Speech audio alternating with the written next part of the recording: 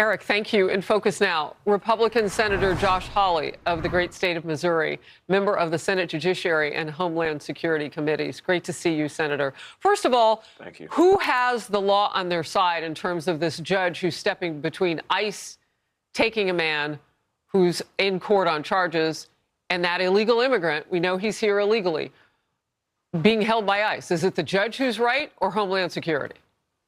Well, I think it's Homeland Security. I mean, listen, I think that we are past the time for these judges to be stopping ICE from doing their work. For too long, the Biden administration hamstrung ICE. They hamstrung our border enforcement. They hamstrung our interior enforcement.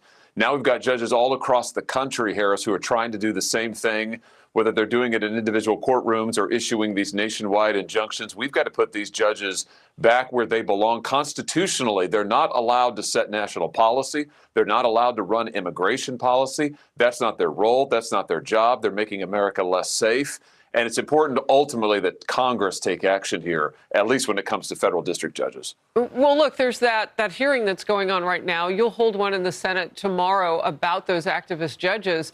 But if they know they're not supposed to be in the lanes of immigration and the such that you just outlined, how are they doing it? Well, they're doing it by abusing their Article 3 authority. What they're doing is they're using their power to issue injunctions, and every judge does have the power, Article 3 judge, federal judge, does have the power to issue an injunction to say you must do this or that. But here's the catch, Harris. Here's the important thing. They can only issue injunctions to the parties that are in front of them. They cannot go out and say, you know what, I think I'm just going to issue an injunction that holds the entire country hostage to my will. They can't do that. The Constitution doesn't allow them to do that, but they're doing it anyway. Harris, they've done it 15 times against Trump in the month of February alone. Congress needs to fix this. It's unbelievable.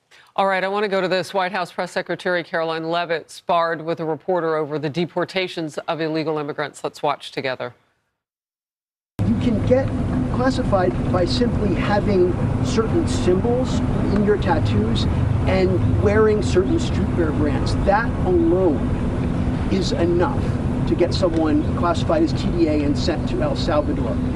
That's not true. There is a litany of criteria that they use to ensure that these individuals qualify as foreign terrorists and to ensure that they qualify for deportation. And the president made it incredibly clear to the American public that there would be a mass deportation campaign of not just foreign terrorists, but also illegal criminal aliens who have been wreaking havoc on American communities. And shame on you and shame on the mainstream media for trying to cover for these individuals.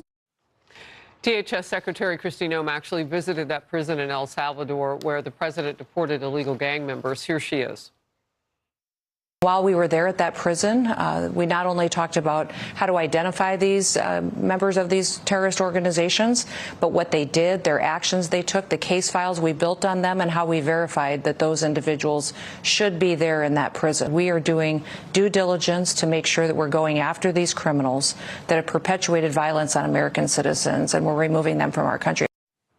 I want to get your reaction to the back and forth on this. This is what the American people said was one of their top issues, the issue of illegal immigration. I would just say that the double standard coming from the left, Harris, is glaring and it is revealing. Let's just think back to a couple of years ago when Joe Biden was activating the FBI and the Justice Department's counterterrorism division against parents who went to school board meetings and asked that their children not be put into masks. So that was enough to get a knock on the door from the FBI. But now these folks who are not citizens, they are here illegally. They are gang members. And now the left is whining and fussing and complaining that they are not getting full dress trials. They're not being treated as citizens. Of course, they're not being treated as citizens. They aren't citizens. Right. They are not entitled to the protections of citizenship, and terrorists should be removed.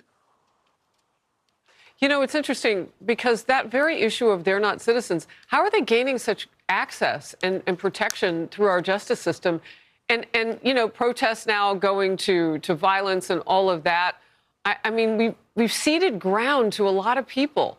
And I'm not conflating the illegals to those who are, you know, blowing up dealerships of Teslas. But right now, it just seems like the regular Americans are stepping back because there's no place for us to stand anymore. Well, absolutely. And get this, the Democrats, let's not forget, the Democrats wanted to face every American taxpayer to pay for lawyers for all the illegals. This was in their so-called border bills that they kept introducing last year. I mean, seriously, we would be paying for lawyers for every single illegal. So not only could we not kick them out of the country, now we got to pay for their lawyers as well. This is crazy. Let's be clear. The Constitution does not afford the protections of citizenship to people who are here illegally. So no apologies. If you're here illegally and you're committing acts of violence, terrorism, whatever, you ought to be gone. And no, you don't get to have a day in court in front of a jury. No, you're not entitled to that because you are not a United States citizen. Exactly. You just laid out, well, of course, you were the attorney general for your state, so you probably can close an argument down, and you just did. You just said exactly why that ICE determination that they were going to take that guy out of court, why they went on that issue, because they don't have the same rights as we do as citizens to that justice system. Well, the Trump administration's anti-Semitism task force will now review $8.7 billion in grants. Wow, that's a lot of money going to one school, Harvard University. It will also review the more than $255 million in contracts between the federal government, Harvard, and its affiliates. Harvard's president said this: "We still have much work to do. We will engage with members of the federal government's task force to combat anti-Semitism to ensure that they have a full account of the work that we have done and the actions we will take going forward to combat anti-Semitism." I don't know. My watch says they are a year late. Yeah, a year late, a dollar short, use whatever metaphor you want. I love, by the way, all of the lefty political correct speak. We will engage. We will consider. We will review. How about you take action? How about this? You stop kids on your campus from being terrorized by anti-American protesters. How about you protect Jewish Americans on your campus? How about you kick off of your campus the people who are there who are trying to burn down buildings, occupy buildings, assault students? This isn't hard. Harvard has coddled these people, and now they have their hand out. Now they come to the federal government and they say, oh, but we want more money. How about this? How about you tap your endowment? Harvard has the endowment of a hedge fund, and yet they want more taxpayer money. It's ridiculous. It's ridiculous. Wow, an endowment of a hedge fund. So true. Senator, great to have you. Thank you so much. Thank you.